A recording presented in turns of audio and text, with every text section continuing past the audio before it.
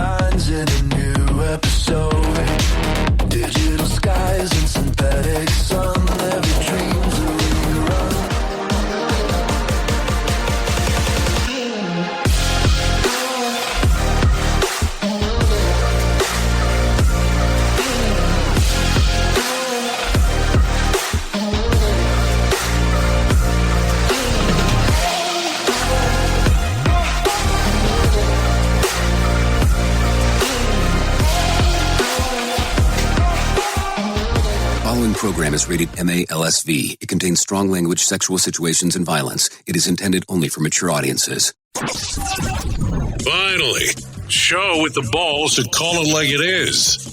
Rated R Safety Show on Safety FM. Countdown to audio torture. The Rated R Safety Show starts in 3, 2, 1. Let the eardrum pain begin. Forget the corporate bullshit. This is the Rated R Safety Show with your host, Dr. It doesn't matter who the host is. Oh, yes. It is so true. It does not matter who the host is. What has always mattered is who the listeners are. Anyways, today is Friday, December the 5th of 2025, day 339th of the year, and only 26 days left to go. We are broadcasting from the Safety FM studios in Orlando, Florida, and coming across the multiverse known as Safety FM, and then we are hanging out with our friends and colleagues over there. Radio Big. USA, Canada, UK. Okay, so it is Freeform Friday, in case you were not aware of this, because that's kind of what happens. Freeform Friday is the day where we try to play catch up with everything that is going on inside of the world of the multiverse, so just be kind of aware of that. The following show may feature copious amounts of Christmas cheer. Proceed with peppermint-fueled caution. Ho, ho, ho! Merry Christmas! I don't really know if we need to be too concerned about that stuff, so there you go. Some stuff to think about, that is for sure. So it is Freeform Friday. Freeform Friday is where we kind of play all of the catch-up stuff in regards of everything that we have going on.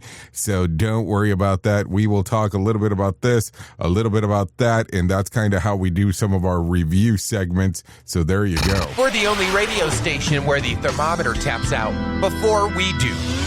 So there you go. Some stuff going on as we are tapping out, doing the thing. So let's talk about it. So we have a couple of different ways that we can do this. We can talk about what we do. Freeform Friday, we do a little bit of everything that we've missed throughout the week. We go ahead and cover some of that information and then go from there. The other side of the equation is, as we're doing all of that, we still have our friends that show up that are the professional broadcasters and talk about what the hell's going on inside of the world of the multiverse. So if you are good and awesome with that, I am good with it as well, because we can do weekend review.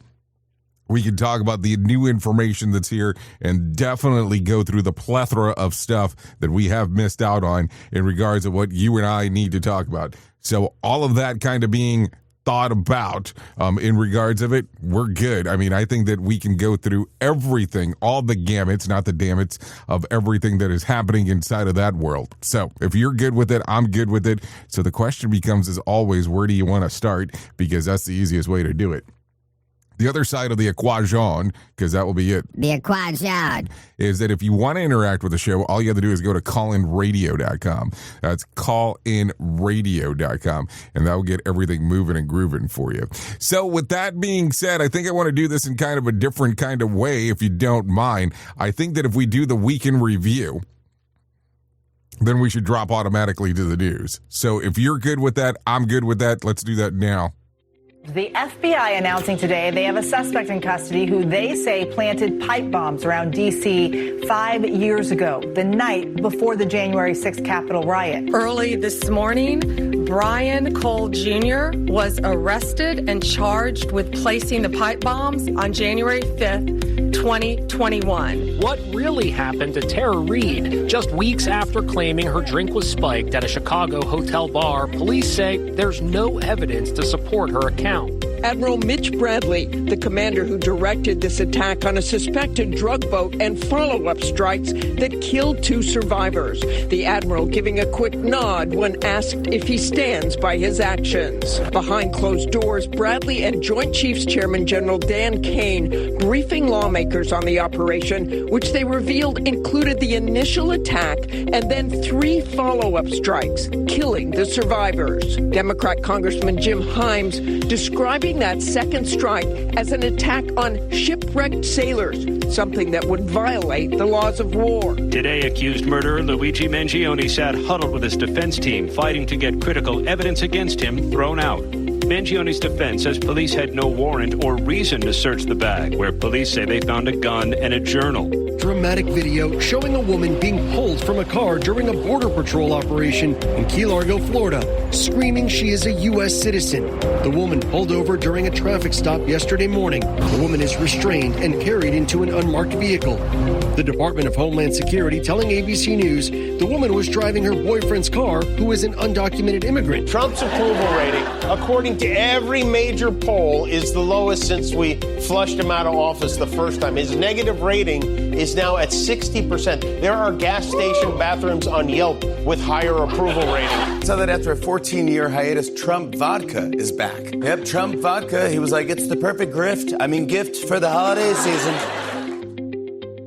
Here is the news on the Rated R Safety Show. Feature story news in Paris. I'm Ross Cullen. Russian President Vladimir Putin and Indian Prime Minister Narendra Modi both say they support a peaceful solution to the war in Ukraine as the Russian leader continues his visit to India. Vladimir Putin thanked India for its efforts on the situation, and Modi said that India was not neutral on the war but stood on the side of peace. The two leaders held talks in New Delhi with defence, trade and energy deals on the cards.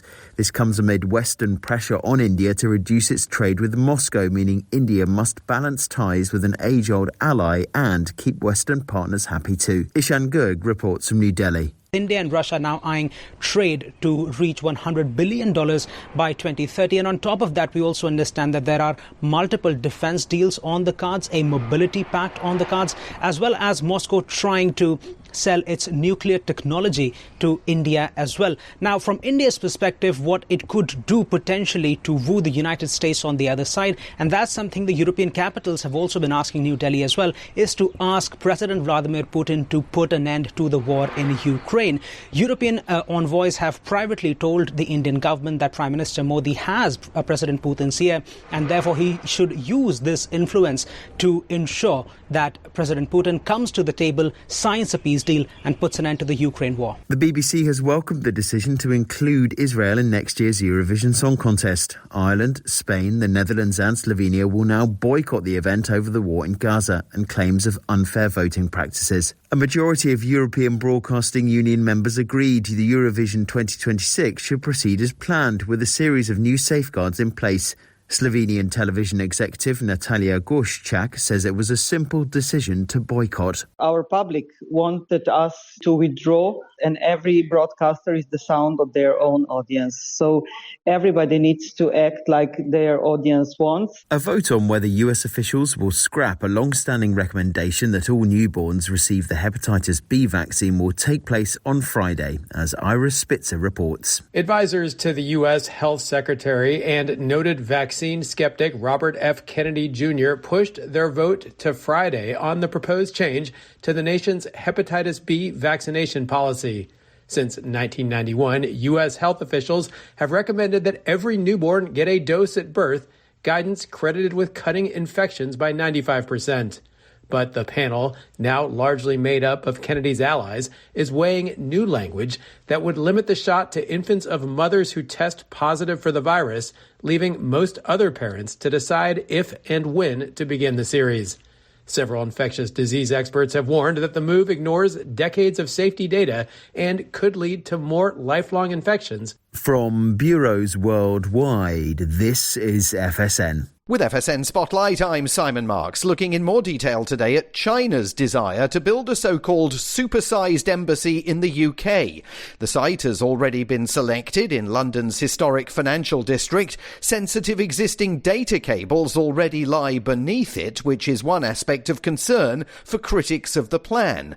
The British government has now yet again delayed a final decision about whether the embassy can go ahead. It was due to be announced next week. Now it's been kicked back until the middle of next month. Chung-Ching Kwong is a senior analyst with the Interparliamentary Alliance on China, which campaigns for accountability across all aspects of Western relations with Beijing. I won't be very surprised if Keir Starmer say yes, because it has been, there's rumors ongoing for a long time that the Labour government is going to approve it. Keir Starmer is planning to go to China next year, and I think they're still holding on to the idea that we can get more investment, more money from China, and they will be able to bail us out of this very difficult economic situation in the UK right now. But a lot of the other countries, like the US, Switzerland, Netherlands, Sweden, parliamentarians and the government have all voiced concern. So it's very difficult to understand why the government would still want to go ahead, given all the risks and allies raising concerns. China says the UK is complicating and politicising the issue and is strongly urging approval of its planning application. With FSN Spotlight, I'm Simon Marks. And the top stories once more. Russian President Vladimir Putin and Indian Prime Minister Narendra Modi both say they support a peaceful solution to the war in Ukraine as the Russian leader continues his visit to India. Ireland, Spain, Slovenia and the Netherlands will boycott next year's Eurovision Song Contest after Israel was given the all-clear to compete, and a vote on whether US officials will scrap a long-standing recommendation that all newborns receive the hepatitis B vaccine will take place on Friday. Bringing you information you never knew you cared about. Rated R Safety Show. It's always amazing to me on how technology changes, and so does the environment that we're in. And cyber criminals will do everything they can to take advantage of a system. If you don't own a home, you have nothing to fear about what I'm about to tell you. But if you own a home like me and you don't guard it with home title lock, you're inviting home title fraud. One of the fastest growing crimes. Cyber thieves around the world know our home values are sky high at the moment, and that makes us a target. The crime is scary simple. Let me explain it to you real quick. A cyber thief simply forges your name on a property sale form and refiles it. That's it. Now he or she is on the deed of your home and you have no idea that you're a victim. Then the person takes out a loan on your home and vanishes, leaving you to prove to the police that you didn't commit bank fraud. Home Title Locks puts a virtual barrier around your home title. The instant they detect any kind of tampering or anybody messing around, they help shut it down. Look, if you have equity in your home, you need to guard it the best way that you can. Some people might even go as far as guarding it with their life. Go to HometitleLock.com and register your address to see if you already are a victim. And enter the code RADIO. That's RADIO. That's the code RADIO for 30 days free of protection. That's code RADIO at HometitleLock.com. This isn't a safety manual. It's a transmission. Jay Allen, PhD, host of the Rated R Safety Show and founder of Safety FM, has spent years pulling back the curtain on the systems we work in and the ones we don't talk about. What started as a fatal crash on the 405 became a search for truth. Through behavior-based safety, human and organizational performance, simulation theory, and everything in between. Safety, in my opinion, is raw, reflective, and real. From burnout to breakthroughs, from the matrix to the moment someone says, "This doesn't feel right." This book doesn't give you answers. It hands you the signal. Safety, in my opinion. Available now, wherever books and audiobooks are found. Safety in a way never heard of before. The Rated R Safety Show on Safety FM. The Rated R Safety Show, heard on Safety FM and Radio Big. That's kind of what we're doing at the moment. So yes, definitely it is Freeform Friday. It is 15 minutes past the top of the hour. And yes, we are talking about all the segs of everything that we missed earlier in the week, or, adding some new stuff as it is coming about. So there you go. So let's start off right away with some stuff, because that's kind of how we go about doing this. So take a listen to this. Amazon is gearing up to pull its massive package volume out of USPS by the end of next year. According to the Washington Post reports, there's longstanding delivery agreement expires then, and negotiations for a new deal have reportedly broken down. While Amazon says that the USPS is still a trusted partner, insiders say that the company is preparing to move billions, yes, with a B, of packages elsewhere, though plans aren't final. The tension stems from the USPS new plan to open its lucrative shipping access to more retailers through the reverse auction starting in 2026. That means that Amazon would no longer get preferential setup if used by the other companies. To complete, with big shipper access, Amazon also reportedly pushed for a 4-year contract extension and was blindsided by USPS's new strategy. The fallout could be brutal for the post office. The USPS has boasted huge losses in 9 of the last 10 years, including $9.5 billion last year, and has become heavily dependent on Amazon's packages volume as traditional mail declines. Industry analysts warned that losing Amazon could hit the agency hard, and some lawmakers are already discussing potential rescue measures. The USPS only recently got $107 billion in federal aid, and that was in 2022. So there you go. I don't know. I mean, it kind of gets pretty interesting. You don't really want to lose your largest customer, and if that ends up taking place, there's going to have to be some conversations that end up taking place there, because, hey, if the big one goes away, are you going to have enough potential smaller customers that would make up for the loss? That's going to always be part of the thing. So there you go. Okay, take a listen to this. A federal grand jury is refusing to indict New York Attorney General Letitia James after the Department of Justice refiled the revised mortgage fraud case against her. Prosecutors in Norfolk presented as a updated set of charges involving alleged bank fraud and false statement tied to a 2020 six-figure loan for a second home, but the jury rejected them. James previously faced 2 counts of indictment in October, but that case was tossed in November after the judge ruled that the acting U.S. Attorney Lindsey Halligan had been improperly appointed and therefore no legal authority to bring charges. DOJ had said that it would pursue the legal options, but hasn't yet filed an appeal. Even with the latest grand jury rejection, prosecutors still have 6 months to try again because it's the earlier dismissal. James has called the allegation baseless. The DOJ, the U.S. Attorney, and the office says that James haven't commented publicly on the latest development. The case has been, politically charged from the beginning, with Halligan, formerly the president's personal attorney, having over the office after the predecessor declined to pursue charges against James and James Comey. Both James and Rep. Adam Schiff have faced criminal referral regarding mortgage filings for second homes. So there you go. Some stuff going on right there as we are talking. Here, take a listen to this one, because I found this one kind of interesting. Fox Business host Katrina Cambis made waves on Jesse Waters' show by claiming that women instantly get hotter when they join the Republican Party. She doubled down saying all Republican women are hot and joked that political affiliation works like automatic beauty upgrade. Waters jumped right in, agreeing that the GOP registration somehow boosts attractiveness. Campaigns compared the Republican women glow up to aging like fine wine. This all came in response to former MSNBC's Crystal Ball, who recently tore into actress Sydney Sweeney, accusing her of trying to appeal to the right-wing audience and then calling her a pick-me while mocking her latest film at the box offices. Ball argued that Sweeney was chasing the political vibe shift and didn't pan out, and said that she had glad that her last movie fell flat. That's kind of a weird thing to say as a host of a news show. I mean, there's a couple of weird things. I mean, I don't know why you're attacking Sydney Sweeney.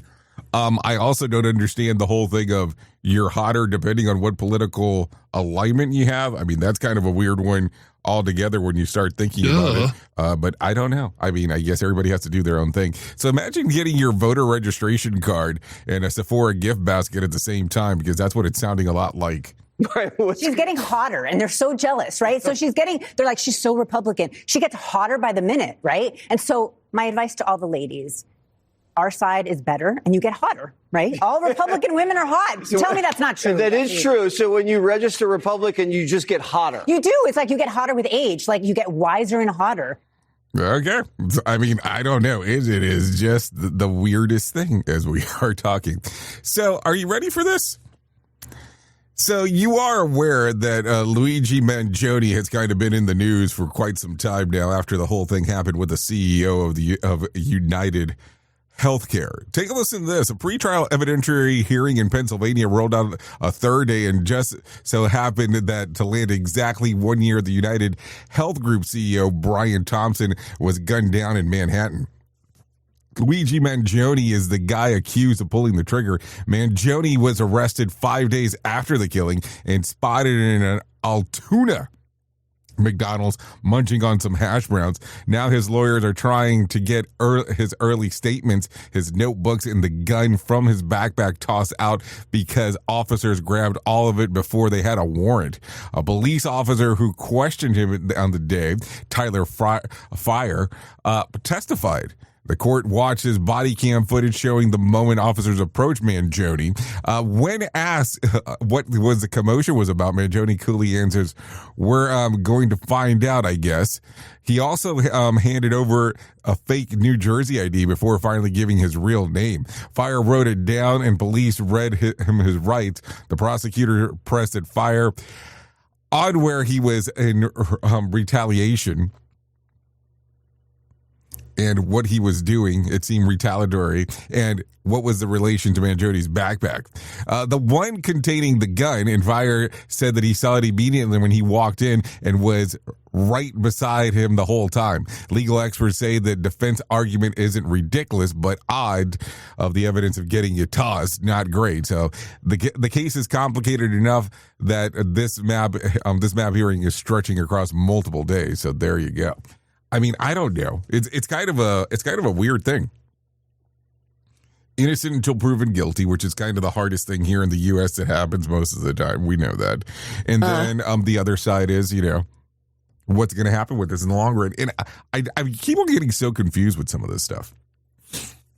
It's like we still keep on having conversations of what people are doing and then how they think that the person that's being prosecuted and how good looking they are. I mean, each has to do their own thing, but man, does that get weird from time to time. Anyway, take a listen to this one. Federal agents have finally arrested a suspect for a long-stalled investigation into the pipe bombs planted near Capitol Hill the night before January the 6th. The man, identified as Brian Cole, a Virginia resident with reported anarchist leanings. He's accused of placing explosive devices outside both the DNC and the RNC headquarters. The bombs never detonated, but they caused major alarm and fueled years of speculation. The FBI confirms the arrest after reviewing evidence it originally gathered back in 2021 and 2022, meaning that it wasn't new breakthrough, just a long overdue connection of the dots. The delay is already raising eyebrows inside the law enforcement circles since investigators had everything they needed years ago.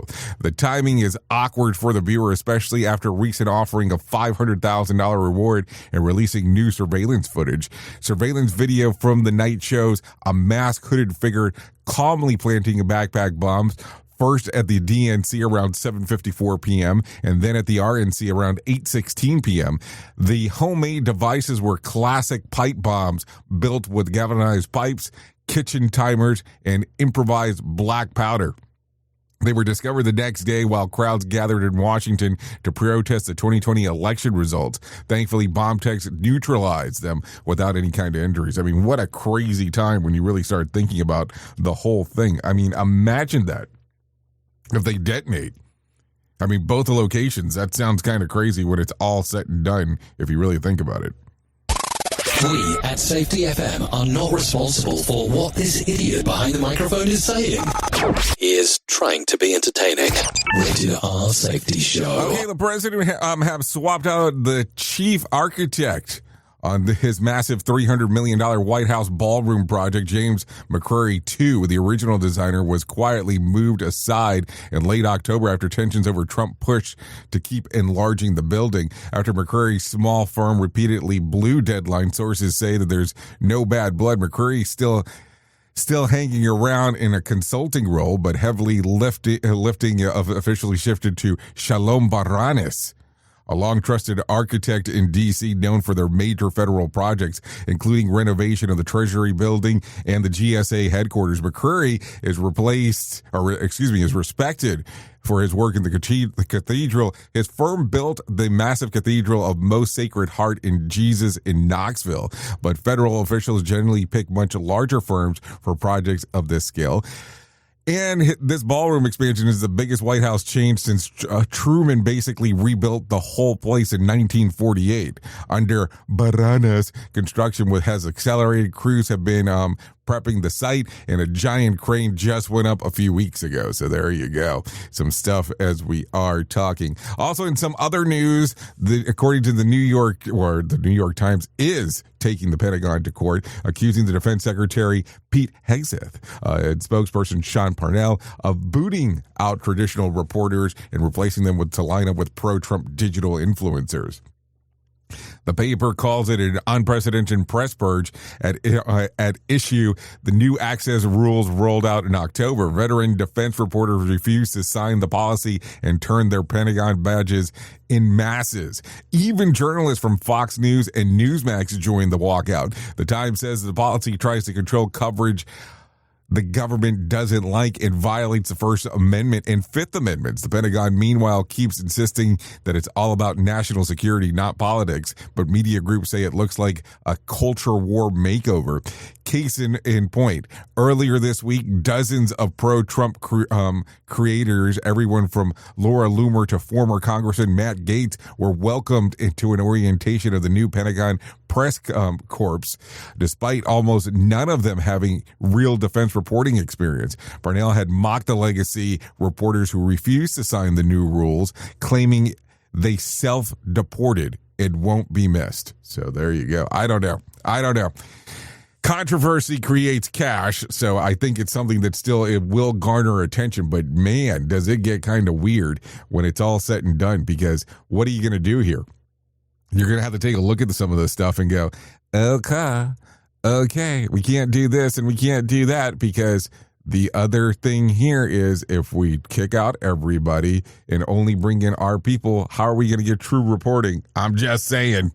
More sarcasm than a Mortal Kombat beatdown. Rated R Safety Show. Hey, don't hate me for saying it. I'm just kind of talking about what the hell's going on. I mean, what else are we going to do? So there you go. Okay, so take a listen to this. Disney and Hulu are going in big, literally, by trying to snag Guinness World Records with a 25.6 foot tall gingerbread replica of the Home Alone McAllister house. It's part of the movie's 35th anniversary celebration. This sugary mansion is no joke. 5,700 pounds of flour, 4,200 eggs, 4,400 gingerbread bricks, 800 roof tiles, 20 gallons of edible glue, and 20 pounds of fondant. When finished, the gingerbread house will stretch 58 feet long, 42 feet wide, and basically the world's tastiest real estate listing. It's all being built in Los Angeles when weather permitting, open to the public December the 18th and 19th. To sweeten the nostalgia, Disney Plus and Hulu are launching Little Nero's Pizza Pop-Up. Yes, the fiction pizza joint from the movie in LA, Chicago, and Toronto from December the 10th through the 17th. Visitors can grab theme merch, of course, a lovely cheese pizza just for me. The anniversary push celebrates the original 1990 classic starring Macaulay Culkin, which spawned 5 sequels, all currently streaming on Disney Plus. So there you go. I guess marketing at its finest is what it sounds like to me in regards to how you do this. So there you go. There you go. What else do we got going on here? Okay, take a listen to this. Apple just tossed the first-gen iPhone SE into obsolete bin, and its diehard fans are reacting like someone unplugged their life support. As now, Apple stores and authorized repair shops won't touch a 2016 SE. No fixes, no part, no mercy. Once the beloved $399 budget powerhouse, the SE packed the best of iPhone 5, designed with the A9 chip, strong battery life, and then that old-school 4-inch screen people with a normal-sized hand still miss. The problem, Apple stopped selling it in 2018, and 7 years post-discontinuation is when the company officially slaps the obsolete sticker on the product. Translation, it's not vintage, it's dead to them.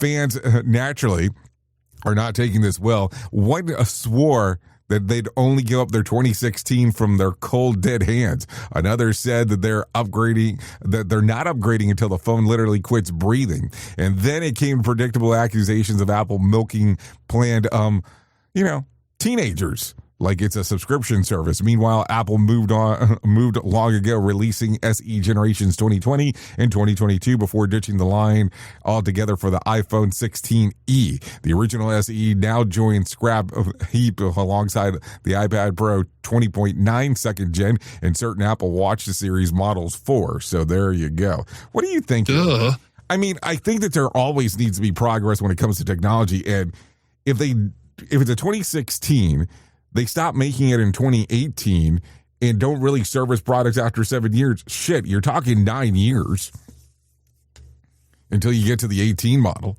So what do you think here?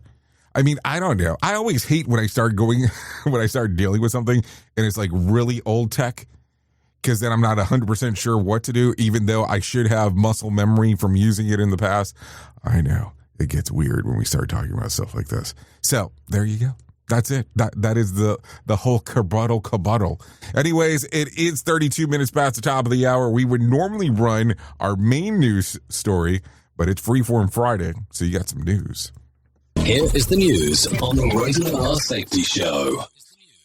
From Feature Story News in Paris, I'm Ross Cullen. Russian President Vladimir Putin and Indian Prime Minister Narendra Modi both say they support a peaceful solution to the war in Ukraine as the Russian leader continues his visit to India. Vladimir Putin thanked India for its efforts on the situation, and Modi said that India was not neutral on the war but stood on the side of peace. The two leaders held talks in New Delhi with defence, trade and energy deals on the cards.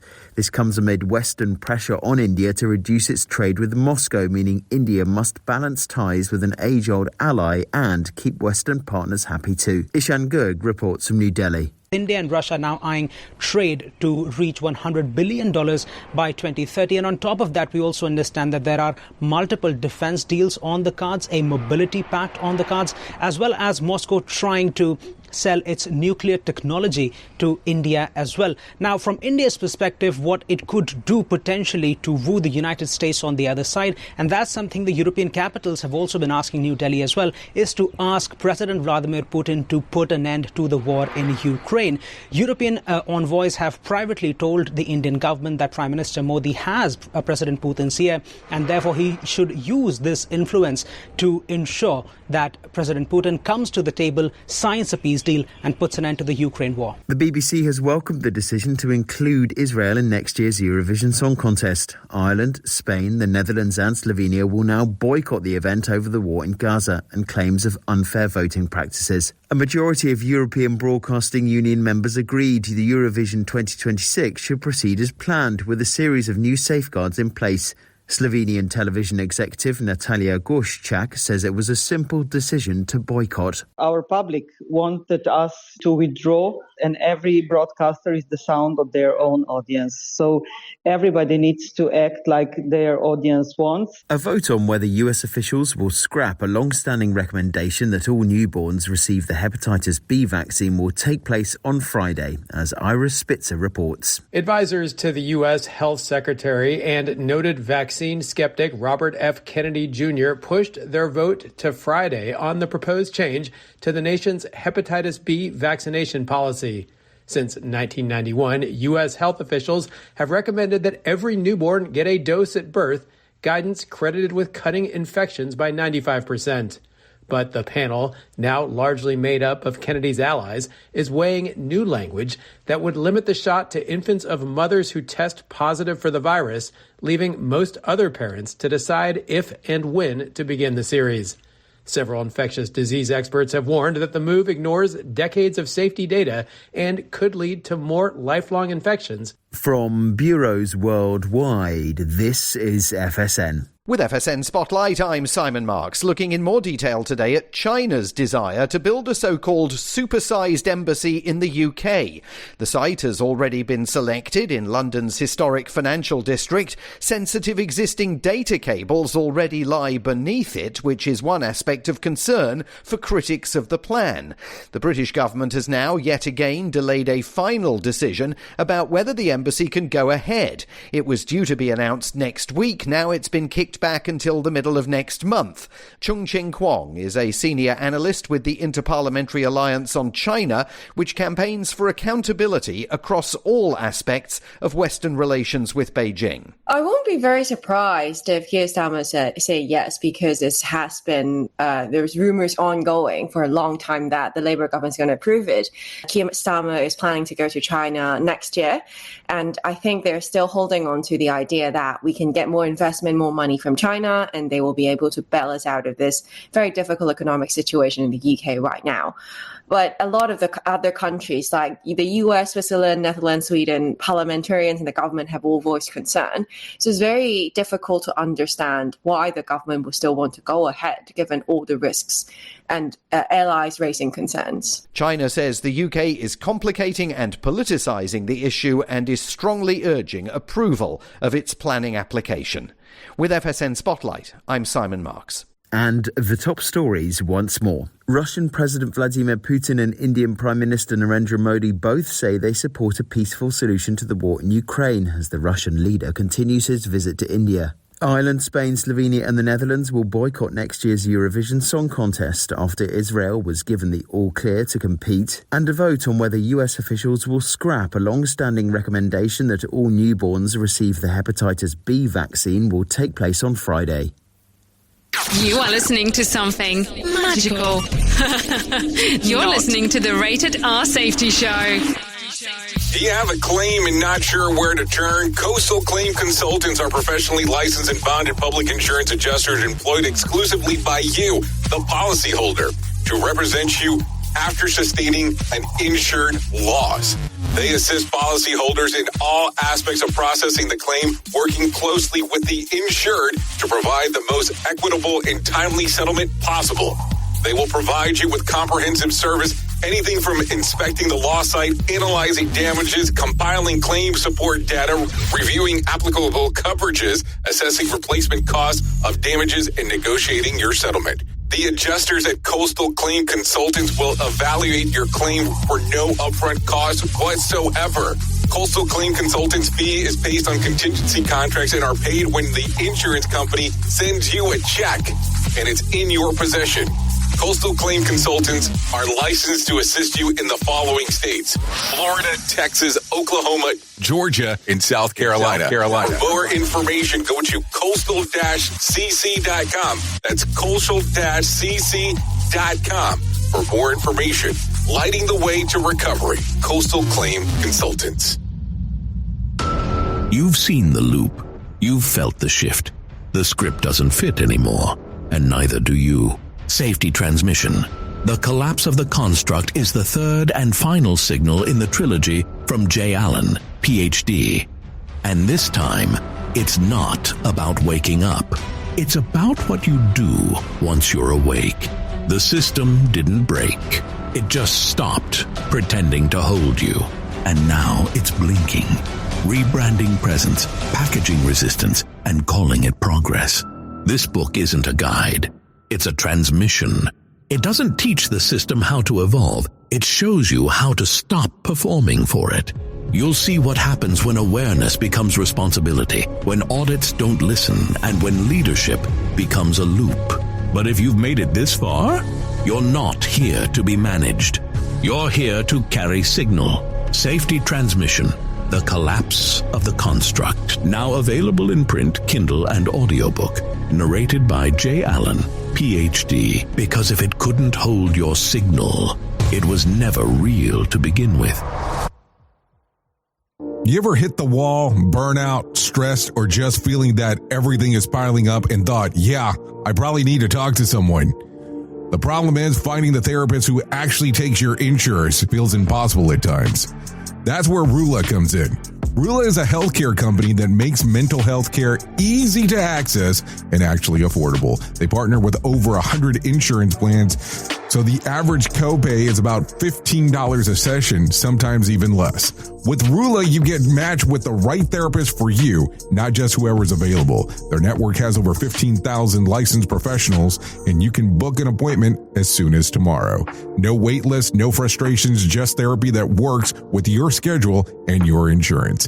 Thousands of people are already using Rula to get affordable, high-quality therapy that actually covered by insurance. Visit Rula.com/safetyfm to get started. After you sign up, you'll be asked how you heard about them. Please support our show and let them know that we sent you there. That's RULA.com/safetyfm. You deserve mental health care that works with you, not against your budget.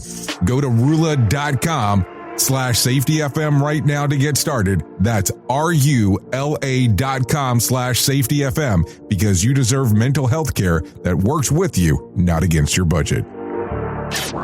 Is your safety training old, stale, and hacked? Is your safety trainer still preaching a warped version of behavior-based safety? How about safety training that actually addresses your hazards in your workplaces and is not standardized baloney from 25 years ago? Contact the Safety Wars team at safetywars.com or call Jim Posel at 845-269-5772. Remember, if you're receiving this message, you are the solution to unsafe workplaces. This portion of the show has been sponsored by Private Internet Access, America's #1 virtual private network, or VPN. Even if you use incognito mode, internet service providers is storing your browser data and many times even selling it. But Private Internet Access, or PIA, can help you.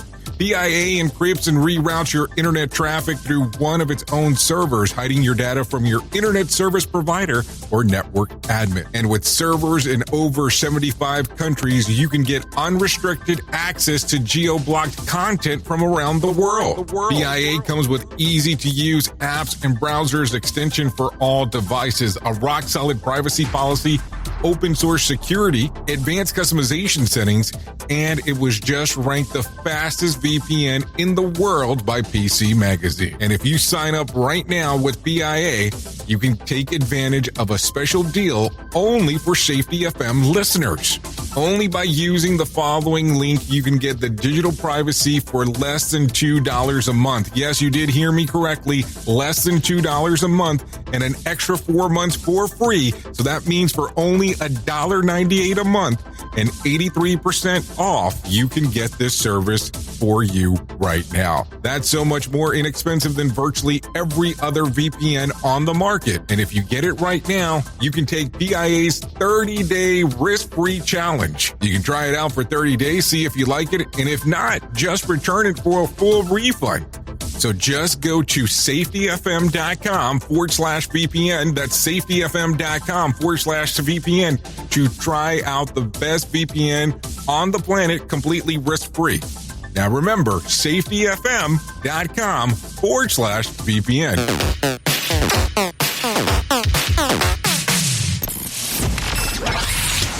Radio Big. Streaming 24/7 at radiobig.fm.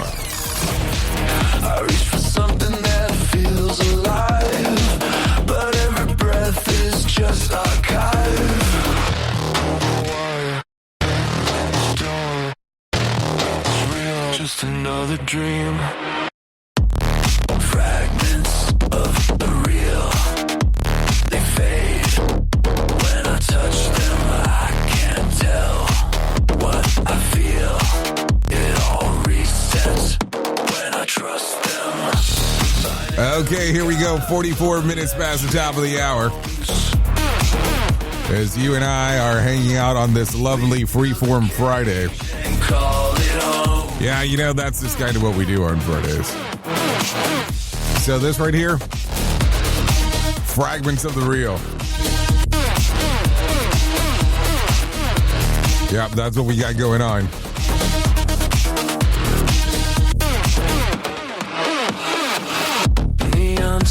So this is still the Rated R Safety Show, hour number 1 of the Jay Allen in the Morning Show. Yeah, that is a 3-hour hour. So don't worry, 3-hour hour. So if you're good, I will move forward. Yeah, I like me music way too much, so that's the problem.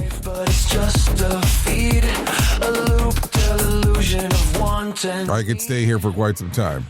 Okay, so let's continue talking about some of the other things that are going on inside of the world of the multiverse, because it's always a good time as you and I start talking and going through the whole plethora of stuff that is happening. But let me tell you about the most important thing that I will ever tell you in my lifetime, and that's about my friends at To Write Love on Our Arms. No matter what you're facing, you deserve to be connected to help, and we want you to know that people have been where you are now and that healing is possible. To find out more information, all you have to do is go to TWLOHA.com. That's TWLOHA.com and click on the section that says Find Help. Once you get there, all kinds of information readily available for you related to addiction, depression, anxiety, eating disorder, self-injury, suicide, trauma, and grief support, just to name a few. That's TWLOHA.com, To Write Love on Her Arms. So there you go. Always some stuff to talk about, no doubt about that. What else do we got going on? So as we are talking, it is Friday, and I know some people out there love going to the movies. Kind of, I have some questions about it, but we'll leave it at that. So the following movies will be out this week, just so you know. Fackham Hall.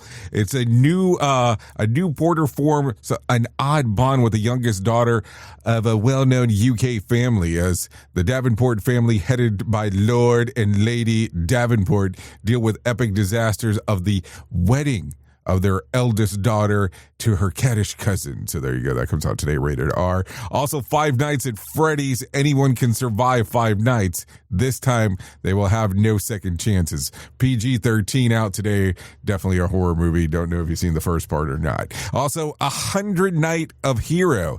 When a charming house guest arrives at a remote castle, the delicate dynamic between neglected husband and his innocent bride, Cherie, and their devoted maid Hero is thrown into chaos. PG-13 in theaters today. And also, man finds tape. After finding mysterious video clips,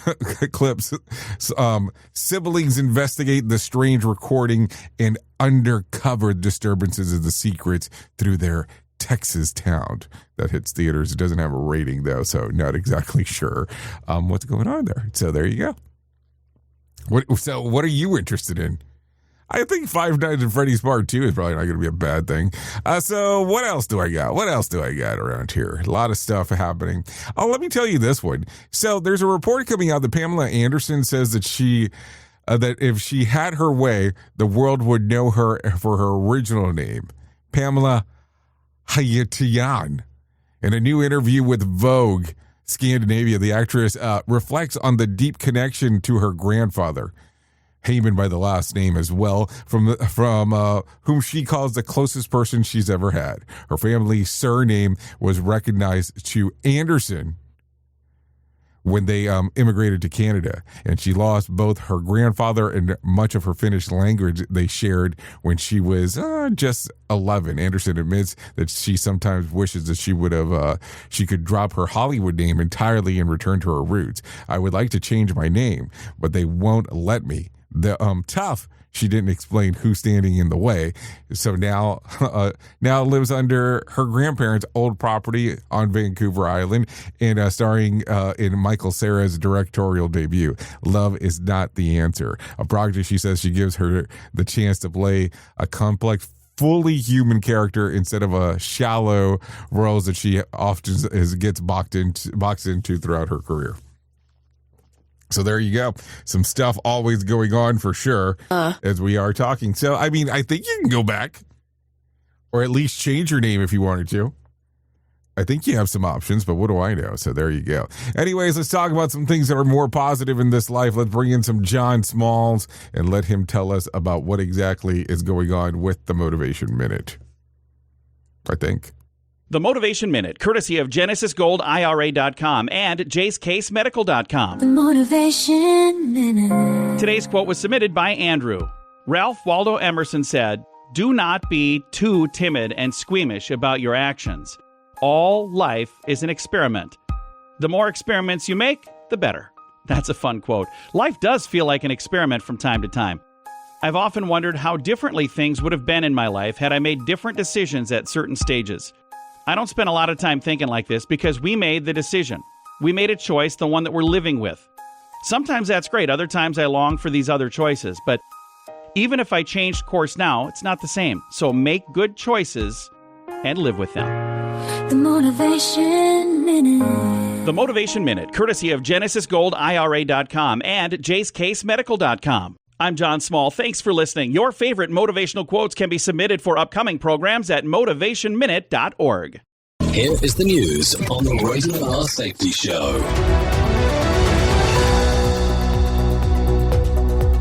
An explosion from a failed Russian missile test sent a fireball into the sky over Arkhangelsk region on Wednesday. Officials reported a large blast after a test at a northern range. Investigators are reviewing telemetry and safety procedures. Nearby residents were not ordered to evacuate, according to initial statements. Joseph Eckerson reporting. Israel's parliament held a symbolic vote backing a U.S. plan on Gaza, but Prime Minister Benjamin Netanyahu's far-right allies boycotted the session. The measure expressed support for a framework promoted by Washington. Opposition lawmakers pushed it to spotlight internal rifts. The Prime Minister's partners skipped the vote, signaling resistance to terms they view as too compromising. Chris Anderson reporting. Talks between Russian President Vladimir Putin and U.S. envoys seeking movement on Ukraine ended without a breakthrough after hours of meetings in Moscow on Tuesday. Both sides described the discussion as substantive. Key sticking points remain over territory, security guarantees, and Ukraine's future ties to alliances. Further contacts are expected, but no timetable was announced. Benjamin Wright reporting. Republicans held a closely watched U.S. House seat in Tennessee after votes were counted Wednesday, preserving their narrow advantage heading into next year's fight for control. Networks projected a GOP win in the special election. The margin was slimmer than earlier cycles. Certification and swearing in are expected soon, keeping the party's tally steady. Jessica Oakley reporting. The administration ordered a pause on immigration applications from people in 19 previously restricted countries escalating an already contentious set of entry limits on Wednesday. Officials framed the move as a security step. The halt affects green card and related requests. Advocacy groups announced legal challenges and called for congressional oversight. Liam White reporting. House Democrats released photos and video from Jeffrey Epstein's Caribbean island as part of an oversight inquiry, adding fresh material to the public record on Wednesday. The trove shows interiors, grounds, and travel facilities. Lawmakers said it informs ongoing questions about visitors and conduct. The committee did not announce additional subpoenas linked to the release. Lawrence Keller reporting. A powerful early season cold snap pushed into parts of the U.S. on Wednesday, with forecasters warning of sub-freezing lows and potential records in multiple cities. A prior storm moved away as temperatures fell hard. Officials urged layered clothing and safe heating practices. Some districts weighed delayed openings if wind chills worsened. Kevin Sanders reporting. CBS News reported fresh questions around U.S. boat strikes targeting alleged traffickers off Venezuela, as legal experts examined rules of engagement and international law on Wednesday. The incidents occurred in September during a maritime operation. Analysts are reviewing jurisdiction, proportionality, and evidence standards. Lawmakers requested briefings on targeting protocols and oversight. Kyle Norris reporting. And that's the latest news headlines with Alan Edwards.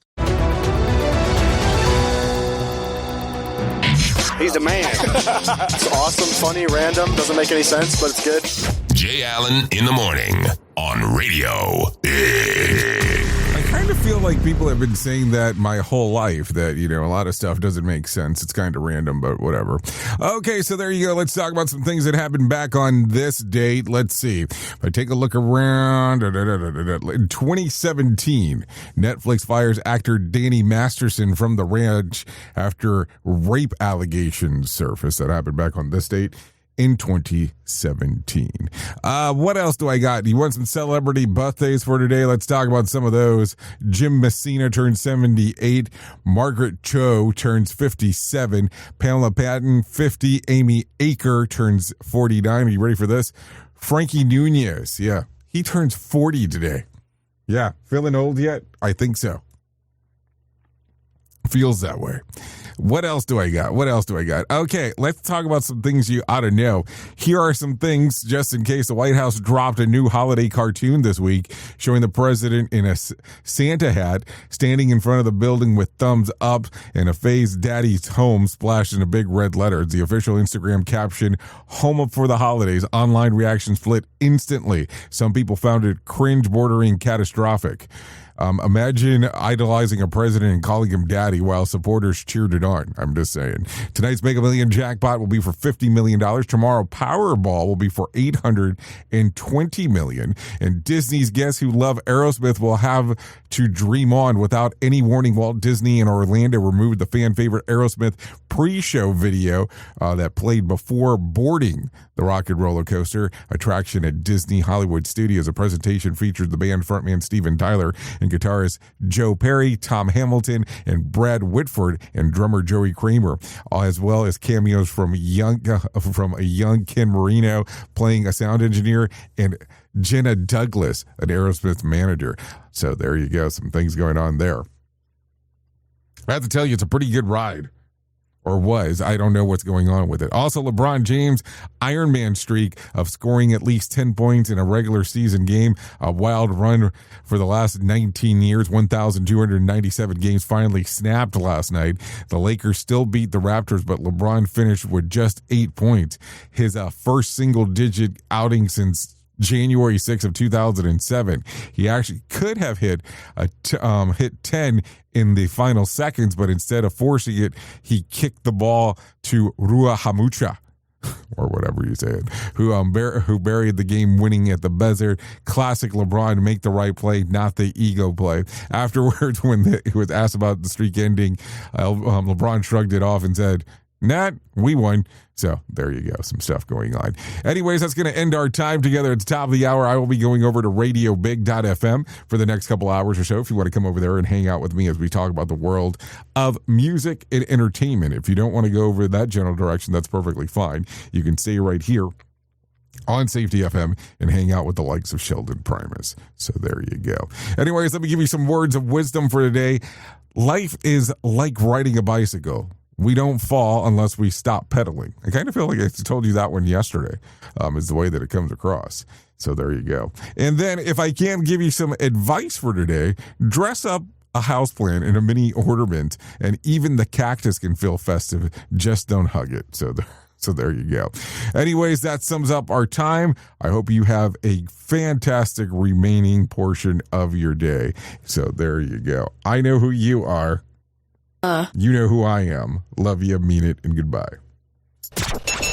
The views and opinions expressed during this broadcast, podcast, or radio show are solely those of the host and guests and do not necessarily reflect the official policy or position of Safety FM and or Radio Big. The content discussed, including examples of analysis, is provided for illustrative purposes only. It should not be applied as the sole solution in real-world scenarios, as it is based on limited and dated open source information. Any assumptions made during this broadcast, podcast, or radio show are not reflective of Safety FM and or Radio Big. No portion of this broadcast, podcast, or radio show may be reproduced, stored in a retrieval system, or transmitted in any form or by any means, electronic, mechanical, recording, or otherwise, without prior written permission of Safety FM and or Radio Big. For permission requests, please contact Safety FM or Radio Big directly. Fragments of the real, they fade. When I touch them, I can't tell what I feel. It all resets when I trust them. Binary gods on electric thrones. We build a cage and call it home. Maybe I was never awake. Maybe choice was the first mistake. Every path I've ever known